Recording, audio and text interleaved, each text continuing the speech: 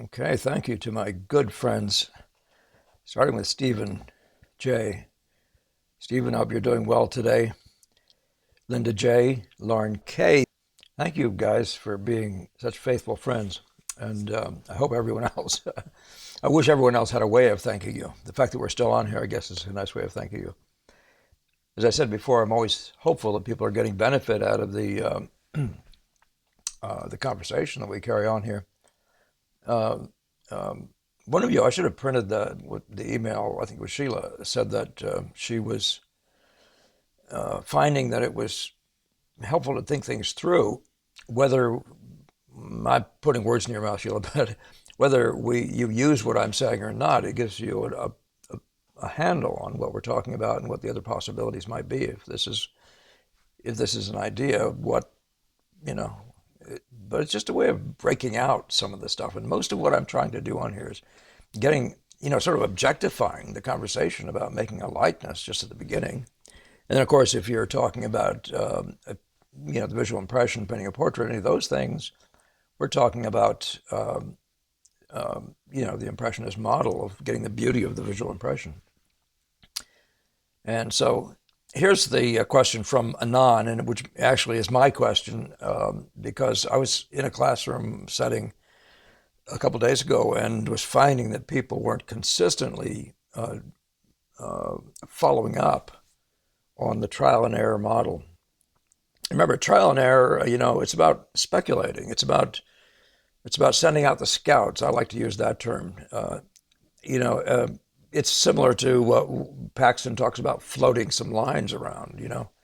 There's a certain amount of that is in the class of trial and error, just putting stuff out there. And I'm going to run through just a handful, just not too many things, but I'll try to. And I think I'm going to give you the list too of the kinds of stuff I'm going to talk about. I think I'll talk about it first, and then I'll go to some images, just to give you an idea of what I mean and how I apply it. So, when working, this is me talking anonymously. When working visually, what do you think about using trial and error strategies for getting at the truth, the look of nature, and maybe giving some examples of what that might look like in practice? So, I've got my own number here, I guess. So I'll go on and answer my question. But here's your list. Now, just keep remembering as I start this out that we're talking about trying to make a likeness of what's in front of us. Now, it could be that we're actually trying to make a better composition out of our heads. These things are still going to apply, but they'll apply in slightly different ways. In that world, for example, you want to know whether this figure should be smaller or bigger in relation to the other figures in the room. You may have to draw it smaller and look at it, right? Just to get the relationships of the sizes of people that you're putting in out of your imagination, etc. I mean, things like that. And that's a very minimal one, and it doesn't even have to be done that way. You guys who do it know of other strategies, um, but I want to give you this first part here. This is the multiple choice and getting to know decision. Or the next part of that is it this or that? That's not multiple choice. That's like that's. You remember you were taking quizzes in school. You would be pleased when it was a true or false questionnaire, and not a, and maybe almost as pleased when it was multiple choice, because usually you get some idea which way to go with those questions, and you get a higher score. But if somebody said, "Tell me about X," you'd be possibly significantly more at a loss. Well, yeah, you're going to find it's basically the same thing when you have a note in front of you, just as an example, and you say about that note, should it be more red, more yellow, more blue? Should it be more chromatic, darker, lighter? You have definitive answers right there waiting for you. You can tell. And if you can't, and I say that if you just put the question out, you can usually tell. But oh, it looks like it's fly time. But um, what was I saying? um, but the trial and error model, you actually say, make it, you say, oh, when I'm looking at nature, nature looks like it has a little more red in it. And you grab some red and you speculatively set it in there before you change the whole color. And you have this chance to address it to see whether or not that's going to make the adjustment you need, or if it's even the right direction. So that's on the canvas in front of you. And the trial and error I'm talking about is all entirely on the canvas or the drawing in front of you. But the quote from my friend Jan's mom, when we were students with Gamble, it was a wonderful quote, you've heard it from me before. He said his mom told him, "Don't make decisions. Just keep looking and looking till there's no decision to be made." And I apologize, Jan, if that's off a little bit, but the concept I think is there. Long observing, long observing. Don't make up your mind. Just look and let it be self-evident. I love the self-evident model. So you're trying to get to it being a no decision. And so that other one is like no decision. If you say, should this be over here or should it be over here, then you can just sort of decide which of those is better. And if you say, having decided that, you could say, well, or should it be over here, and try that with the last one you chose. Now, one of those things I'm using, I suggest you always do when you go to see a framer. And framers won't love me for saying this, but get out the frames you think might work on your picture. Most framers will just tell you which one's going to work. And frequently they're right. So, but I still don't listen to them. And when you're a student, you don't want to, because you want to learn the strategy of what this does to that. So you put two corners. Most framers will have corners in the gold leaf shops. And you put a corner of a molding on this side and a corner of the molding on this side of the picture. And you look at it while you're looking at the painting, and one of them will just not seem as good as the other. And then so you take that one away, and you'll put a new one on there. And it'll be a this or that question again. And those are very, very easy to do if you just pause long enough to see which one for sure is the better one. Sometimes you can't make up your mind, so you just put one aside, and then you go back and forth with a third and a fourth and a fifth one. But it's just a yes or no kind of a question. But you can see how you can get to which is best. And in some sense, that's all we sort of have, I find, in painting. We don't know what's perfect. We just know how to get better. And we don't want to have perfect be the enemy of the good, right? That was a conversation in the legislature. Uh, you know, so so let's just look at a couple pictures. We're going to talk about drawing and the idea of the searching line and floating. We're going to talk about angles and proportions. And how an angle should it be more vertical or less vertical? You could just say, should that be more vertical? Well, how would you ever say that? Well, because you're saying a relational thing. You say in relation to vertical, is that more tilted or less tilted than nature? Remember, it's already on your canvas. You put it down there, and if you can make up your mind, then you make it. If you know what you have is wrong, but you can't make up your mind, just put it over somewhere. And the same thing goes for saying how much. For example, when we were students, we used to say it was too wide, and we just creep and creep and creep and never get it to the right thinness. And you learn fairly quickly to just, instead of creeping your widths in, you just simply go over and move it till it's too thin. And then you're in this range. I refer to that as the camera. You in focus, out of focus. If you can't, you just go where it's fuzzy this way, then rotate the lens, the whatever, until it's out of focus the other way, and back and forth, back and forth. Pretty soon you know exactly where focus is. And it's similar to that, you're going to find. So the same thing with hitting notes. I've already talked about that. When it comes to setting up still lifes, I'm going to talk about that. So the other one's get color and Gamble's mom. I'll probably come back to these. I think it'd be the best way to do it. But setting up, choosing still life objects. It's you find something you want to use. Let's just talk about the color. Say you took something as the color of my hand. You need to have a set of different value objects, right? You need to have a variety of different colors. You need to have a variety of different values and a variety of different shapes, sizes, busynesses, et cetera, right? In other words, you want some simple objects and you want some complex, just to get started, by the way. I'm not telling you how to set up a still life at this point, but that gives you this gamut of things. And so if you're doing too many little simple ones, consider bringing a complex one in and so on. All right. But in the conversation about color, you're trying to find the color that'll go with the color you've already chosen here. So if say this is a red, and you need to bring a color from the other two sides, from yellow and blue, just start bringing yellows and blues in. Bring blue after blue after blue until the right blue shows up. Okay, I'll talk to you more about that. Gamel's conversation about his mom. He said, if your mom sent you out to get a ribbon to go with the dress she's sewing, would you hold the ribbon in front of the cloth to match it? But but our question really is, would you hold ribbon after ribbon after ribbon after ribbon in front of the cloth until you know it's none of those, it's this one? And that's where we're trying to get. And even just getting to a better likeness is in that class. Never mind getting to a better still life where you're finding the right colored objects, the objects of the colors that actually belong in the same picture. Think to Veronese when you think about that, and look at the costumes in the marriage at Cana. Um, so composition, where should a thing be? How big should it be in relation to other things? We've talked about that just briefly. And then this old question of, so I'm mentioning now the constant debriefing, and that is, you can think you have the right thing, but if you haven't trialed and errored it, you won't know what the best thing is of all the junk you have, shall we say, to be in this life. And but even if you think you've improved the color, you said it should be a little more red, you made it more red, but if it's still not the right color, right? You go back and say it's still not the right color, you'll still do adjusting to it, right? More red, more yellow, more blue. Okay, and that's just in the class of when they're side by side, you can see, right? I'm saying side by side, you can see when you're looking at this in relation to whatever's behind me or the warmness of this suit jacket, you're going to be able to say this should be actually more chromatic or whatever, and you can deal with the values that way and all that. But if you can't, when you can't deal with it, you just say, I think it's lighter, let's try it lighter.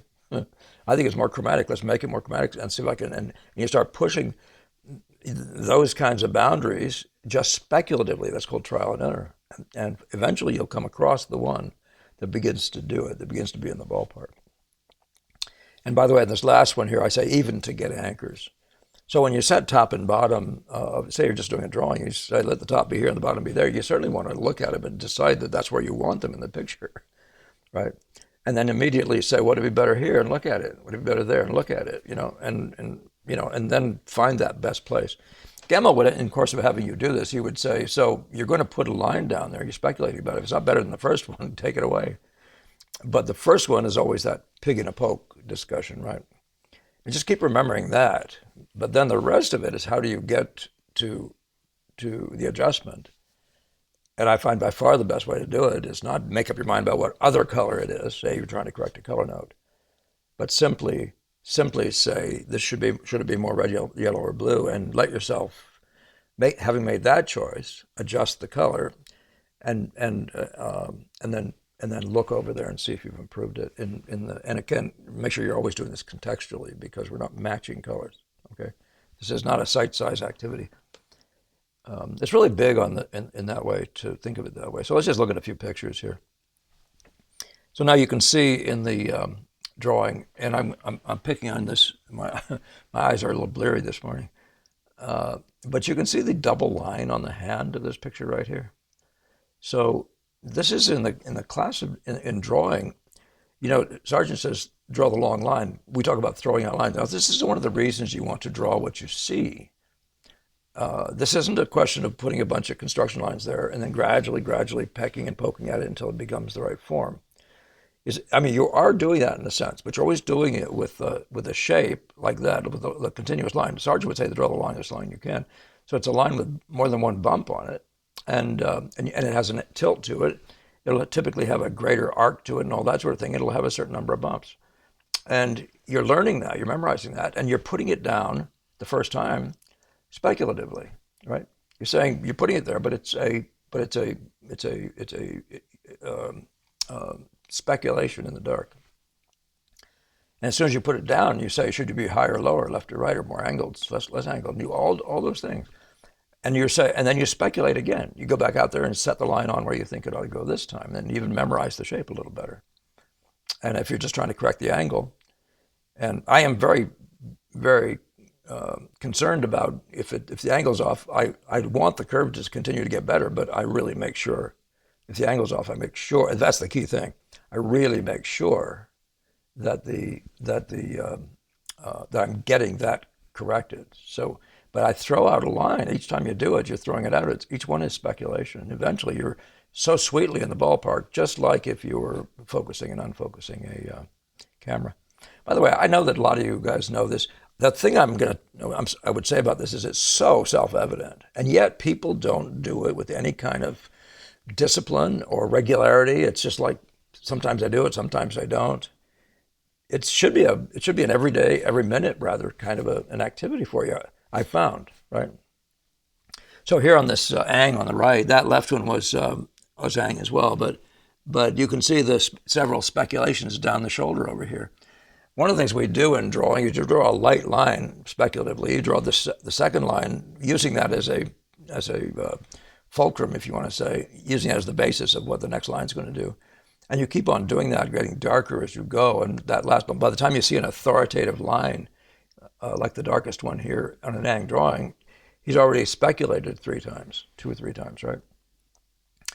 And if he suddenly found himself in a dilemma where this thing here is too high or too low, he could easily you'll find him throwing a line down here and looking at it and saying, should it be there? Just in some spot like down here, you'd say, oh, should that be, or this here, should that be lower? Well, just put it there and look at it. You're going to find that's frequently an easier way to approach it. But you have to find ways of speculating harmlessly, okay? I think most people won't do it because you're too aggressive, maybe for one thing. You need to be able to make a mark strong enough to see and yet not so strong in drawing as to damage your paper. And in paint, just don't use so much paint that you can't recover.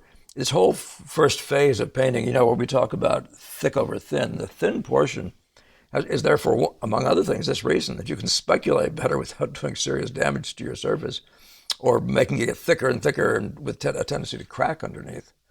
So you get to do these speculations, and they're easier to correct if the paint isn't muddied thick, just puddles. So, but you can see all over these drawings, or at least on that one on the right more than the left one, but you can see on these drawings where speculation has taken place. And I think this Degas might even be more obvious. Well, the Leonardo, for sure, right? So if you're looking at that neck down there, and by the way, this is silver point. I don't know what that does in the moment, but I know it'd be the same thing. I believe it'd be the same thing in terms of pressure. But you can see that he's tried it one way, tried it another. In this case here, I don't know which is the final decision, but it looks like the darkest one is the inmost one.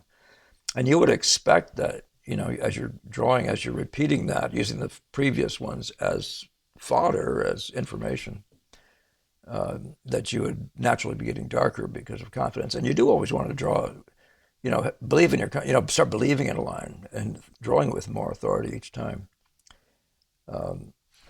So where on the Degas, where can you see the speculation? Well, look at the bottom foot. That'd be a good place to look, right? He went down there, and at some point he jumped up to here. Who knows how many places he went? He might have gone even higher. I'm looking for his place where you could see. It's possible. It's possible that one of his places was right about there. I don't know whether my point comes across in the same place. But I'm just saying, throw out lines. But the idea of throwing out lines. Keep remembering this is a searching model, though, and the search says put it out there and see. It's as I said, it's speculation, but you're putting it out there with an idea of then looking at it in relation to the other things already on the canvas. And if you believe that it should be further over, like if you were drawing the back of the dress down here, and you believed the angle was too great, between this point here and this point here, you would throw it somewhere. Now you would try to get an idea of what the angle ought to be, but you will throw it there and say, is that where it ought to be? Is that it? And then once there's clarity about that, or that it's not in the right place, you can draw with more authority between those two, between this one and the speculation that was further over. And all of a sudden you're drawing darker and with more confidence. But you'll see that throughout drawings. But I really do find that this way of drawing contains more of that.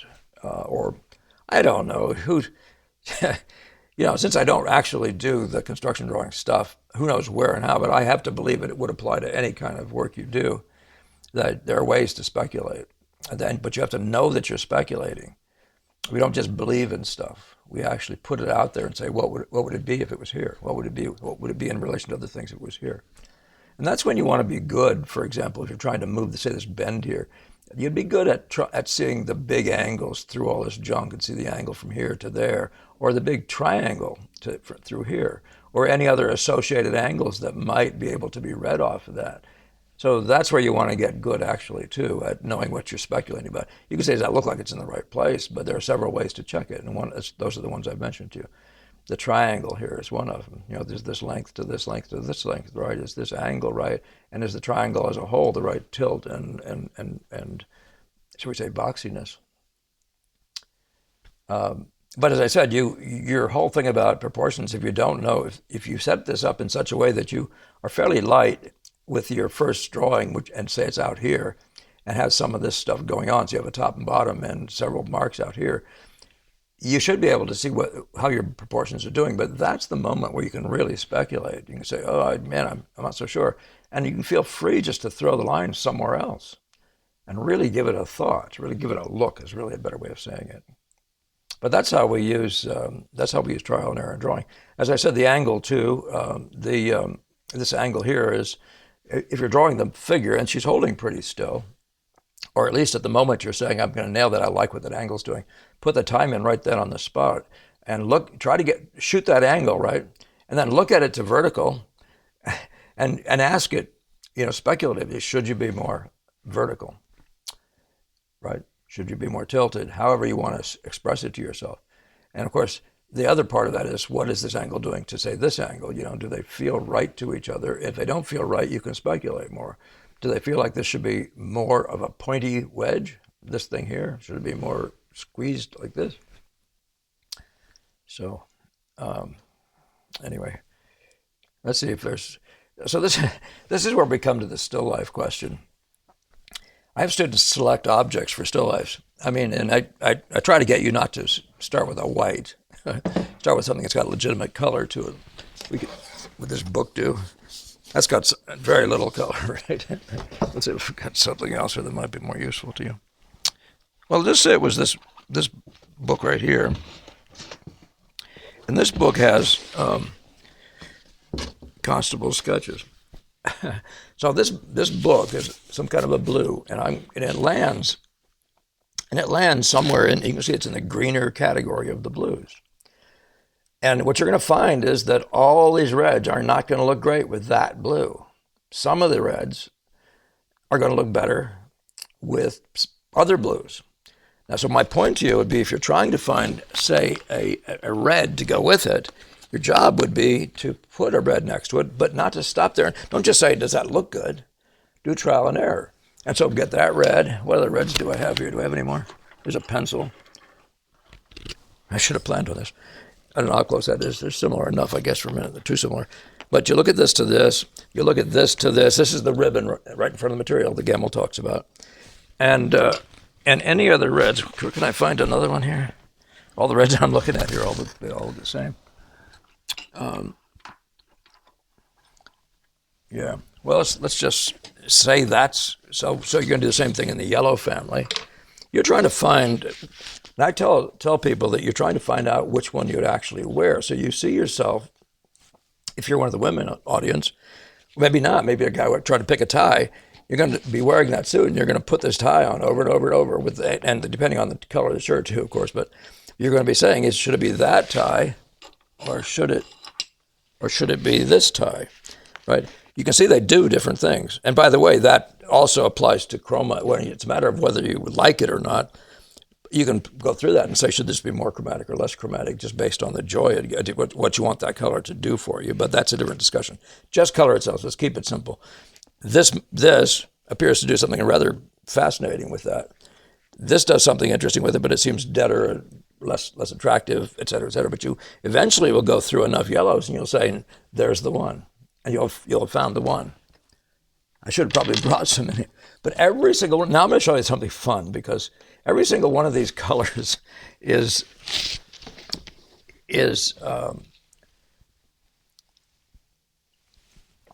part of its own best system, and that's where, again, I really recommend you look at Veronese. You can look at Degas too, but look at Veronese's the Marriage of Cana, which I didn't put on here, but I've talked about it before on the same subject of color. But now, this isn't about color today. This is about doing trial and error. In this case, I'm trying to get you guys to do multiple choice. If these two reds side by side, if you can see one of them is slightly more orange than the other one, I'm telling you, if you do this, you're going to understand color theory way better than by reading a book on color theory. You, if the color theory is about getting to beauty, it's going to be very straightforward. If you do enough trial and error with blue X, you will find the family of yellow and the family of reds. That's all you have to do. Don't get more exotic than that for now. And because obviously there'll be a best purple and other things. You can have it, whatever. You can make your own system. But if you're standing in front of a mirror trying to get dressed, how would you dress yourself? And that's where I want to engage pick this book, this Color Me Beautiful book. It was a book that came out, I think, in the 80s when I was first doing portraits professionally. And I had this sitter who came in and she would keep changing her clothes, her hair color, all kinds of stuff. She was trying to fix my portrait, but she didn't know how to dress for her color, for her skin color. So it was very difficult to find a costume that she could wear that made her skin look, that really was appropriate for her skin and made it all a harmonious color scheme. By the way, my goal when in doing portraits is to make the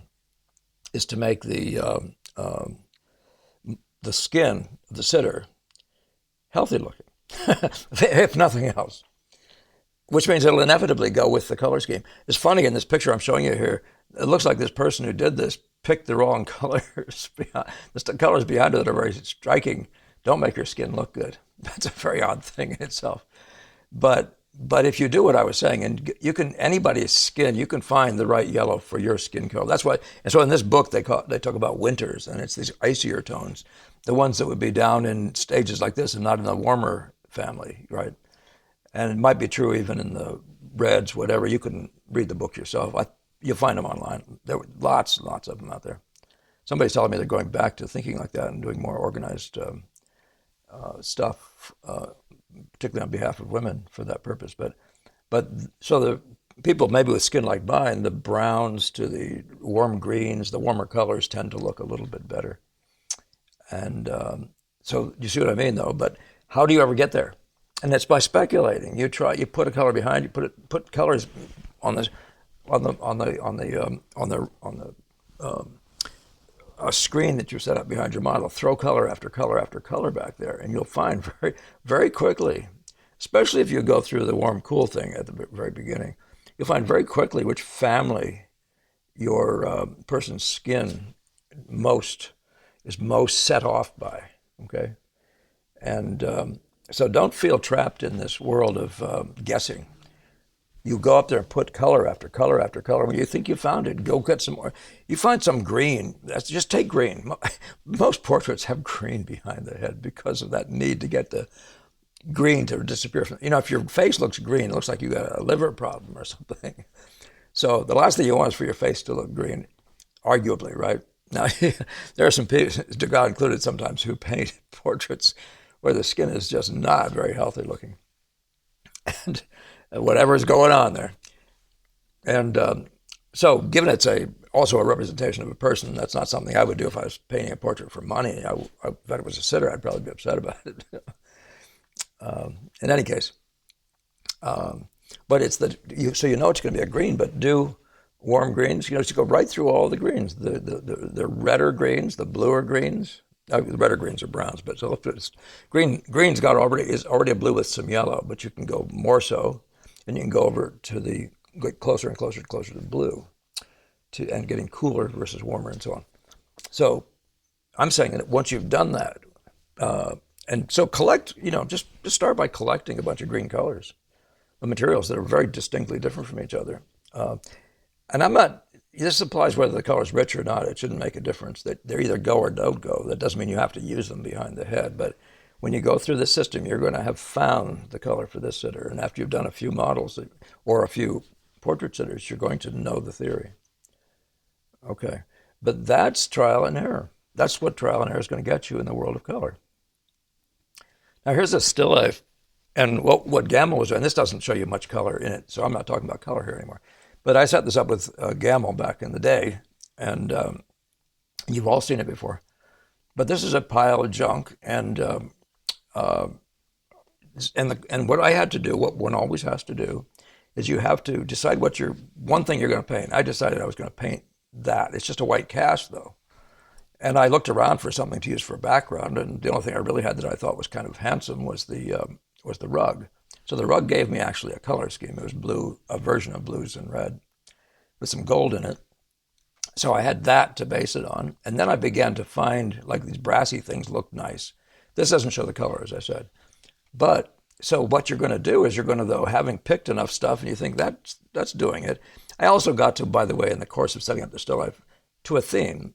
My theme in my own mind was a sort of a Bacchus theme. I had grapes, a compote. The grapes were out of the compote. I had a tipped over what I was calling a goblet or wine glass or whatever. I have a horn you can easily tie to revelry. And I had all this junk happening around here, all suggestive of that. So I had a little bit of a story by the time I collected this stuff. And then what you have to do, though, is figure out how you're going to make this thing interesting. And it's the combination of this, in front of that, and whatever. And what kind of curious abstractions, what Gamble would call patterns, you can get out of these objects. Well, the only way to get that is by trial and error. You really have to try some stuff. Now, it's true that what I've learned to do is look at objects and look at them all. Now, this is a conversation I think I've had with you before, if you can find a still life video, where I'm telling you that how to study your junk. So you collect some stuff. It all looks like it's coloristically going to go in the same pictures. There's a nice variety, like in this one, of busy, textural differences, all that sort of stuff, variety, but going together in color. And then you study the stuff. You study what every object will do, what its maximum, what its greatest potential is pictorially, what's the most fun way to look at that object. Then you put it in front of other objects and see what it does there, and see what it does there. And, like when you put say when you put this thing out here, you made the silhouette of this thing here. It read well against that dark over there, and it read somewhat over here. You're trying to figure out how to maximize the shape out of that. Or I put a leaf in here, and I was playing along with this leaf for no particular reason. I don't want to get into that part. But when you're trying to even organize where it is on the page, that busyness that you have right there is a conversation. It's something where you say, would it be better here? Would it be better there? So so you're watching the thing as a whole while you're doing that. But, so the most interesting thing this thing could do is just rumple up a couple times, right? I mean, I was just finding that was this little doily thing. And I turned this thing over and over. This is a long compote. It looked very uninteresting from the narrow angle, and I didn't like it as an angle, so I just kept it horizontal and long, and it seemed to do the best for me in itself. And then, of course, as I was saying, with this, plus its cast shadow and all that sort of stuff, whatever it's doing on here. But you can see how the horn came in, and see, where are you going to put that horn? It's trial and error. And I'm just repeating, trial and error, while you watch, in this case, watching the thing as a whole. I want to get back to this one idea, though. There is this thing called anchors. So if you don't have something you've picked that you're going to use, and including the lighting, you're stuck with such and such a lighting, settle on it and live in it and find your way, given that lighting and that central object. Then collect stuff that goes with that by trial and error, and then look at each one of them and by trial and error find out how they maximize, how they make the most fascinating patterns and pictorial, fun. Sometimes that's color on color, as I said about Veronese. Other times it's patterning. So this whole thing was my objective, actually. Once I realized what I had, was to give Gamble a pattern. That's the simplistic pattern that I took out of it, probably looking at his pictures even. That was a thing, for whatever that's worth, but you don't have to have that motivation.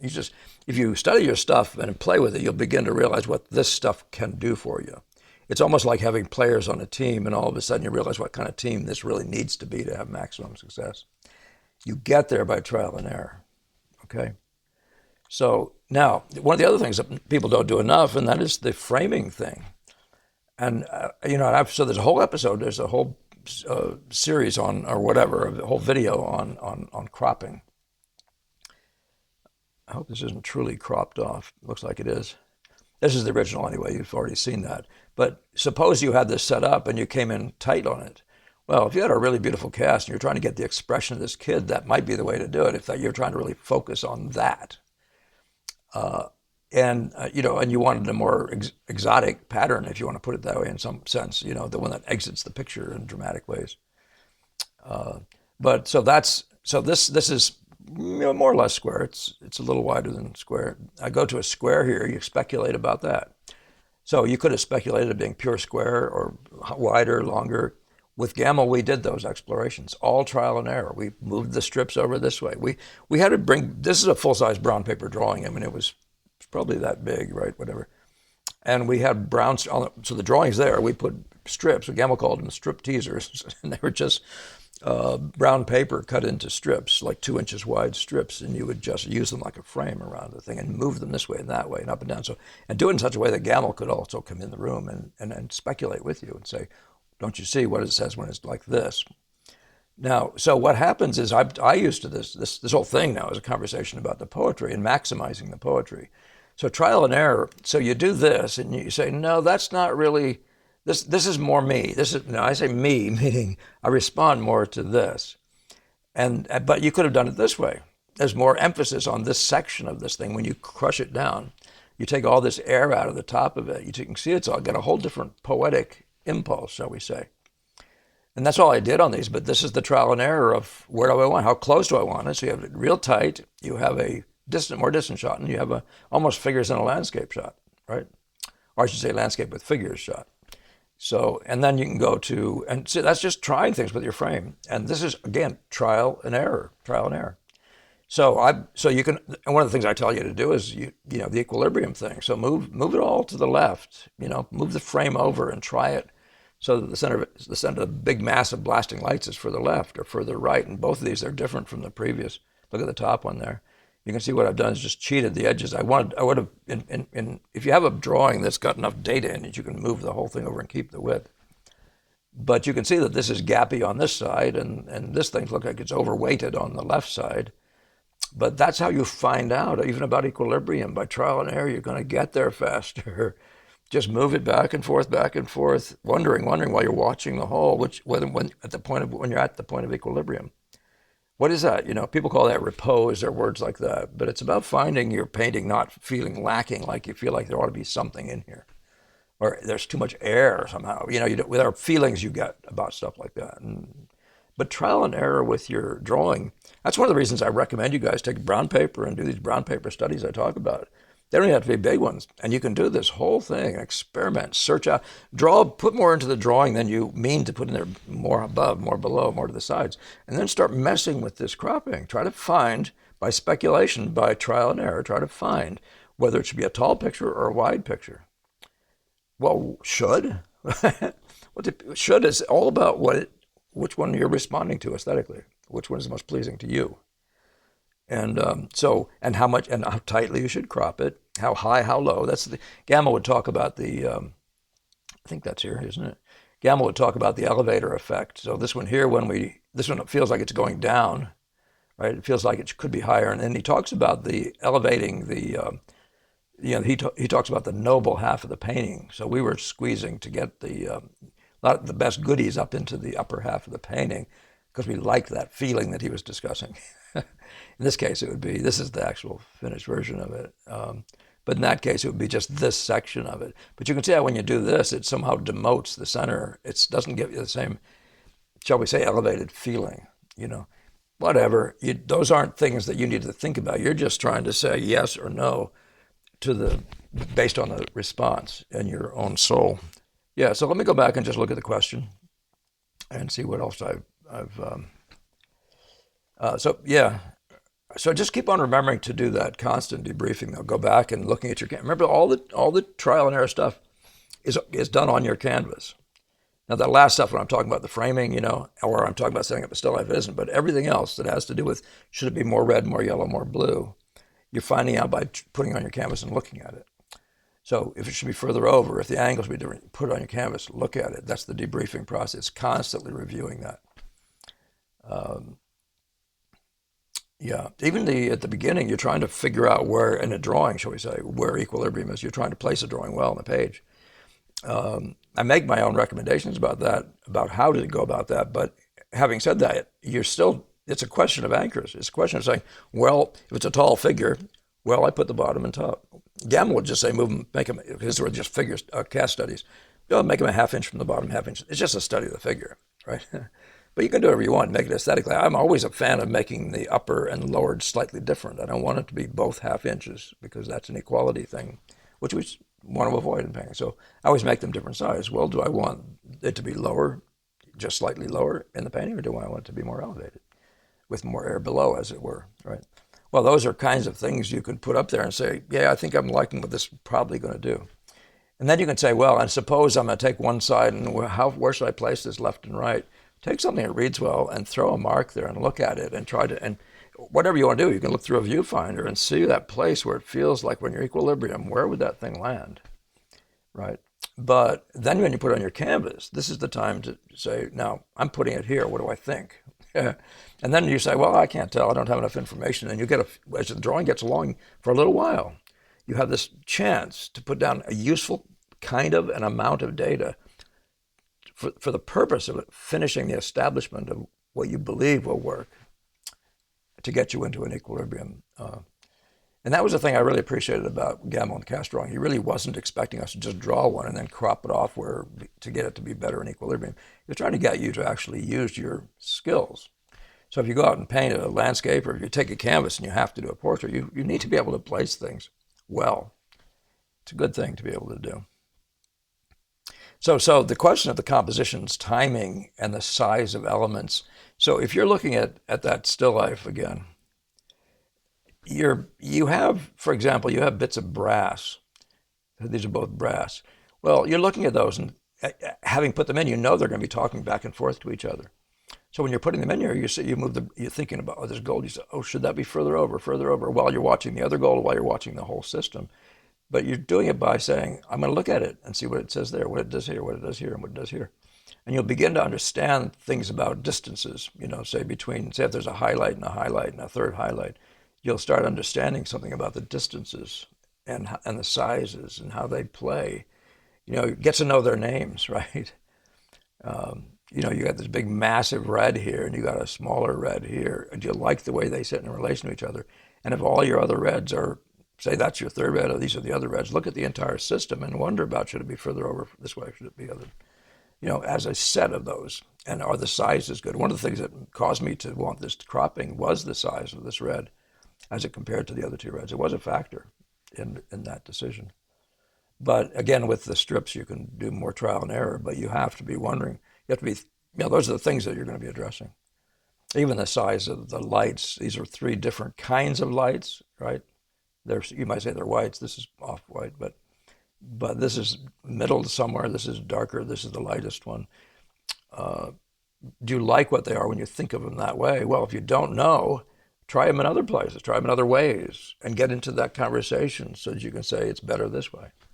You're trying to have done enough trial and error so you don't have any doubt that you made all the decisions you made had been rehearsed, had been thought through, right?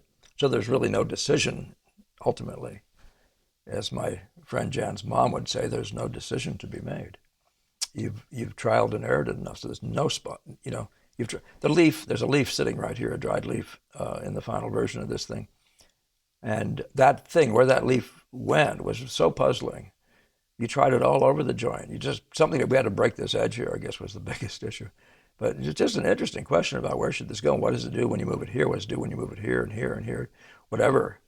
I was trying to cure a problem in here, but you can add to the problems everywhere else. So how big should it be? What kind of a tilt should it have? All those things you do by trial and error. So,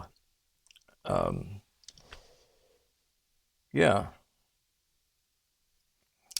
Yeah. So I'm actually making an argument for everything is done by trial and error. You want to actually know whether this is better than that at every moment and what the options are. Because it won't even be about making best decisions. You'll simply make inevitable decisions when even if you just pick the first object and say it's going to be such and such, like that blue book. Once you've set that, then it's going to be a question of trial and error to find the red. Well, no big deal. I'm just talking about the hue phase of this thing. And all the other aspects of it are, just put them out and give yourself an option. Give yourself an option.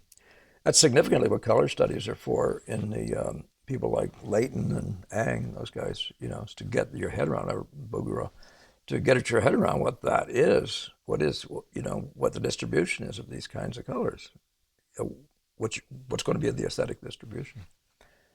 And when you're in imaginative painting, I don't know of any other way to do it. What the problem with today's work, and there's sort of a laziness I think that creeps in, is the camera and the camera mentality and the likeness, the realism thing.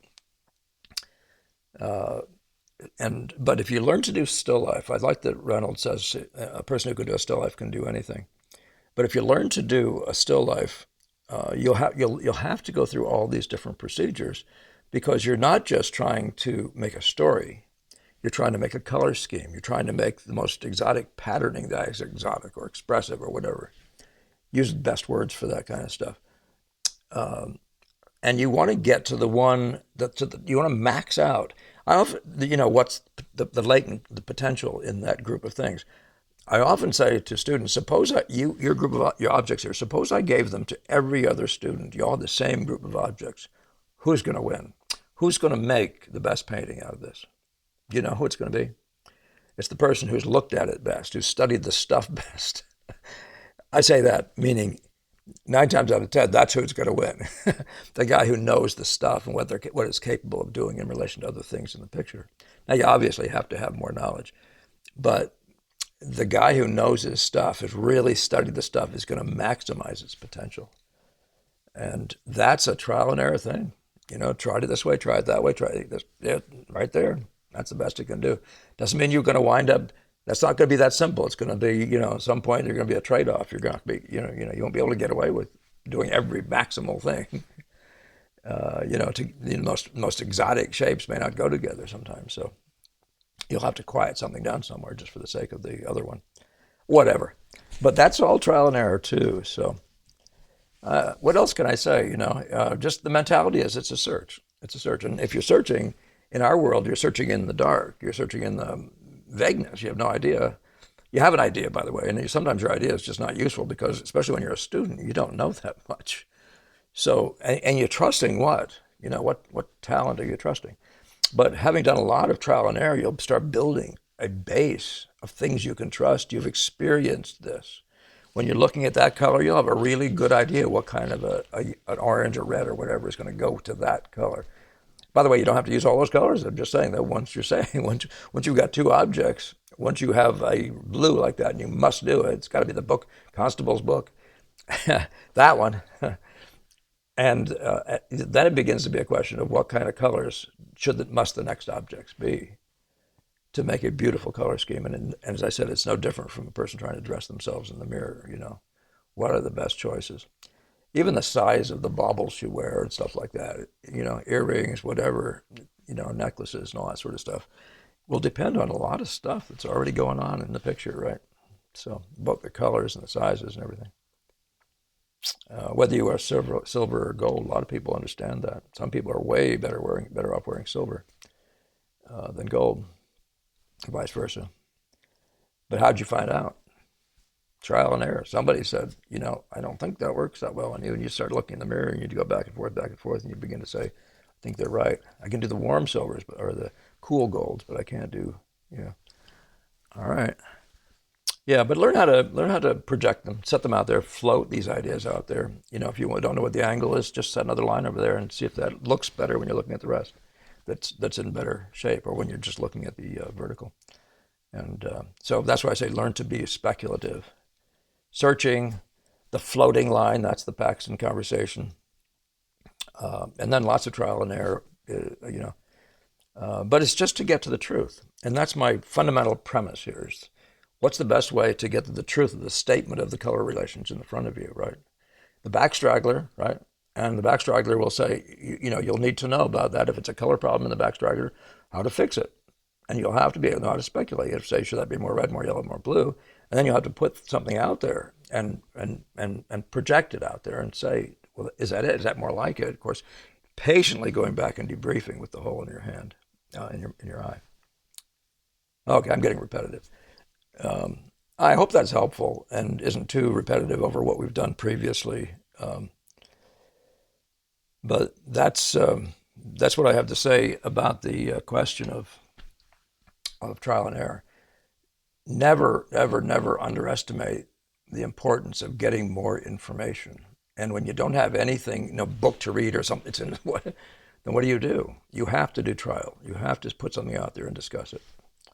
So if I was a writer and I didn't know what to do with this character, I would just write something, and I would, just maybe, well, the current person could do this, blah blah blah.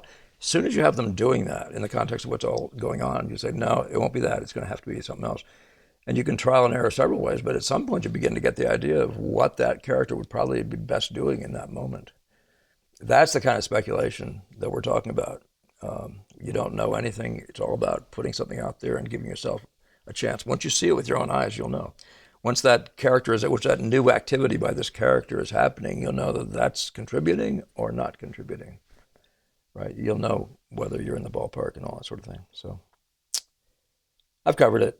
So, Mr. Anand, thank you very much for the question. We'll see you guys all next week. I hope you have a wonderful time. I didn't thank my people. I don't. Yes, I did. Yes, I did. Okay, yeah. I'll go back to you again. Stephen J, Linda J, and Linda Jen A, and Lauren K. You guys are keeping us ticking over here. Any more contributions that others can bring in are just great. But you guys with the recurring, all three of you guys today, your salvation, and people, as I said, ought to be grateful. The ones who are getting use of, benefit from this. So, okay, I think I'm going to end with that. I thought I'd be able to get to the group meetings by this time. I'm not there yet. So let me just hope for by the end of next week to see if I can get a class thing going on for that group of people that has responded to me. Calling it a class, but it's really just a meetup, and we'll do whatever, and including whatever you guys find useful to yourself, to have this personal discussion where you can have a legitimate back and forth with me on the spot. And I'm hoping in the way we do it, it'll be a Zoom process. I'm hoping in the way we do it, you see your pictures, and I can somehow point at things, in the whole process. I know there are ways to do that, but we'll figure it out. But let's see if I can manage to get something moving oh man, it's gonna be a busy weekend. Yeah, by the beginning of September. Okay. All right, as I said, you guys all have a great painting week, and we'll see you in the next one.